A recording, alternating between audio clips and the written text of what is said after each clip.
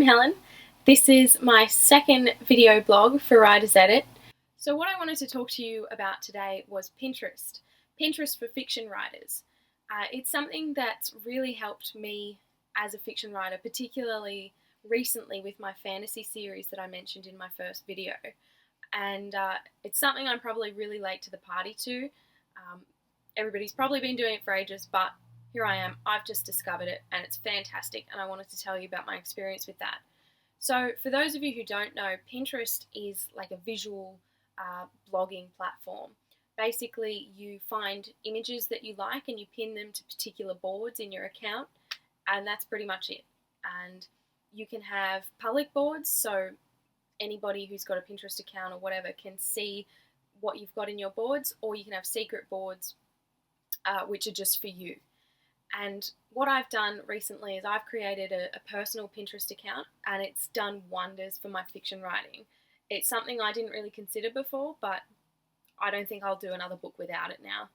So basically what I've done is I've created heaps of boards. I've got boards for different characters, boards for different settings, boards for costuming, boards for magical creatures. Any kind of big element in my book, I have a board for it.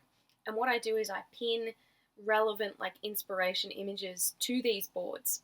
And when I'm writing a scene about, say, a particular setting, so like a forest setting, I go to that forest board, look at all the beautiful images that I've pinned there, and it just makes writing about it so much easier. The description comes in a way that I'm not used to. You have it before your eyes as opposed to just kind of coming up with these cliched images that we generally have from movies and posters and things that we've seen. So it's been incredible the way it's really sparked my imagination in terms of that. I've really noticed the difference because for book 1 in my fantasy series, I didn't use this method at all.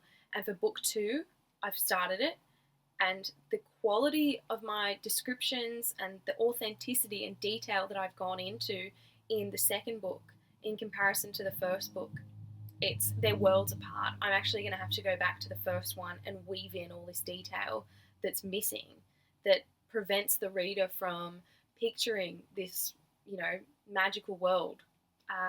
So yeah, I guess what I'll do is I'll actually show you a little bit about it.